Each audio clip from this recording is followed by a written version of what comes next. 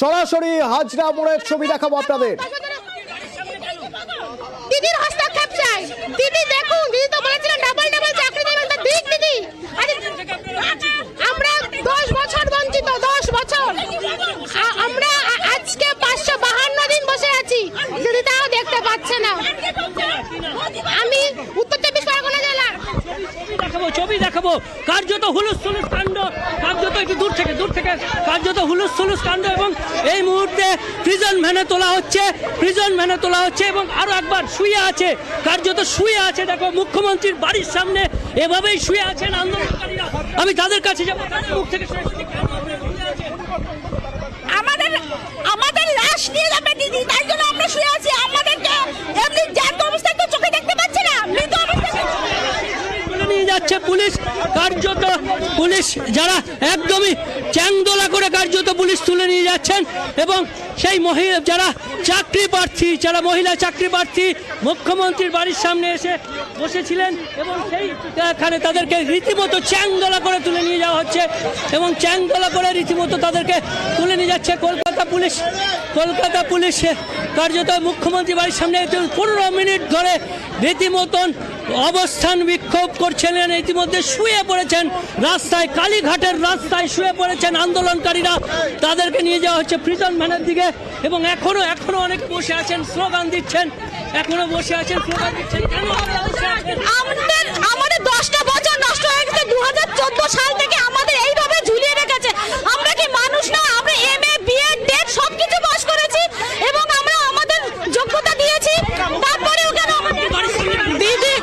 দিদি আমাদের প্রতিশ্রুতি দিয়েছিল যে আমাদের আপডেট সিটে নিয়োগ হবে, সেই প্রতিশ্রুতি যেন দিদি রাখে, ওই জন্য আমরা এখানে এসেছি। আমাদের স্লোগান দিদি দিদি দিদি গো, প্রতিশ্রুতি রাখো গো। এরপরে আমাদের নিয়ে যাওয়া হয়েছে, আমরা আগেও গিয়েছি, কিন্তু আমরা জানি একদিন না একদিন দিদির সাথে আমাদের দেখা হবে। আজকে আমরা এই পর্যন্ত এসেছি, ভবিষ্যতে আমরা দিদির বাড়ি পর্যন্ত যাব এবং দিদির সাথে দেখা হবে, এটা আমাদের মনোবল আছে।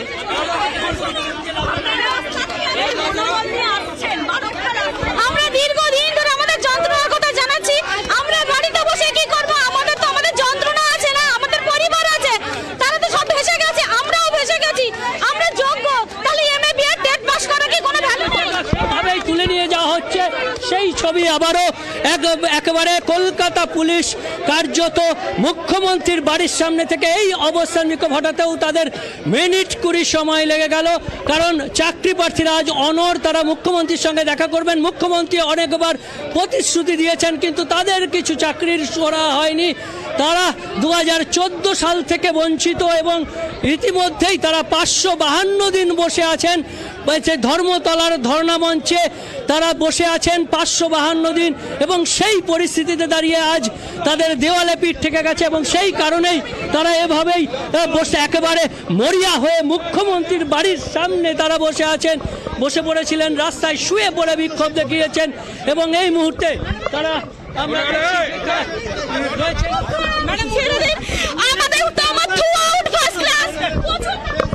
একদমই আবার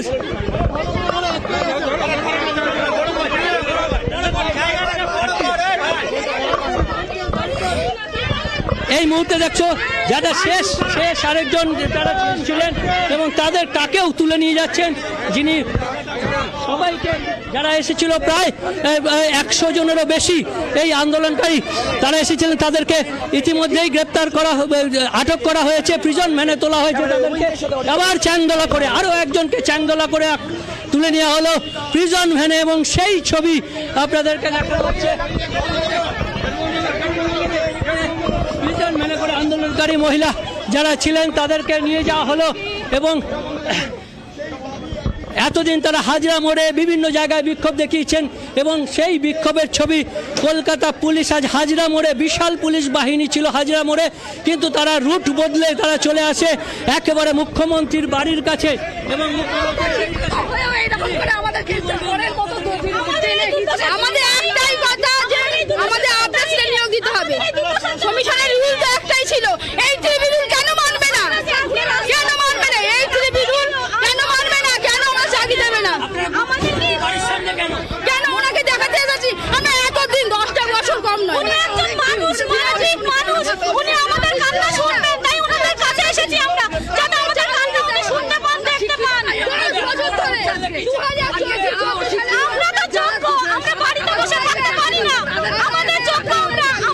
সেও তো প্রতিবাদ জানাবো, যতদিন প্রাণ আছে ততদিন। একদমই, অর্থাৎ বাড়িতে বসে কি হবে আন্দোলনকারীদের একটাই প্রশ্ন, তাই তারা মুখ্যমন্ত্রীর বাড়ির সামনে চলে এসেছেন। জানেন গ্রেপ্তার হতে হবে, এখানে আসলে পুলিশের অত্যাচার সহ্য করতে, তবুও তারা এসেছেন ঠিক মুখ্যমন্ত্রীর বাড়ির সামনে, একেবারে সেই যে সিকিউরিটি, সেই নিরাপত্তার বেষ্টনীতেই তারা চলে এসেছিলেন। এবং ঠিক উল্টো দিকে মুখ্যমন্ত্রীর বাড়ির সামনের ঠিক উল্টো দিকে আমরা এই যে ছবিটা দেখাবো, যে ঠিক এই যে কালীঘাট মন্দির, ঠিক কালীঘাট মন্দিরের যে তোরণ, সেই তোরণের নিচেই এতক্ষণ ধরে প্রায় আধ ঘন্টা ধরে তারা সেখানে বসেছিলেন।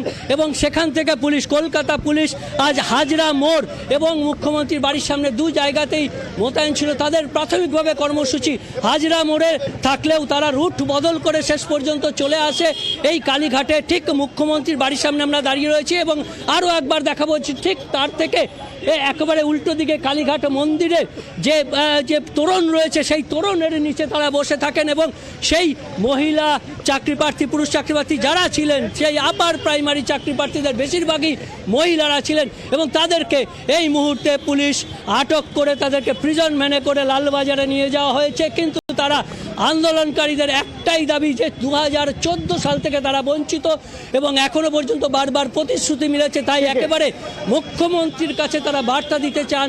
তাই তারা মুখ্যমন্ত্রীর বাড়ির কাছে চলে এসেছিলেন, তার কাছে বার্তা দিতে স্বয়ং মুখ্যমন্ত্রী আর কোনো বার্তা, আর কোনো মেসেজ তাদেরকে আশ্বস্ত করতে পারছে না। তাই তারা মুখ্যমন্ত্রীর বাড়ির সামনে চলে এসেছেন এবং সেখানে এসে সেই ছবি দেখছি সরাসরি আমার প্রতিনিধি বিশ্বজিৎ আমার সঙ্গে ছিলেন। ধন্যবাদ। করে তাদেরকে তুলে নিয়ে যাওয়া হচ্ছে।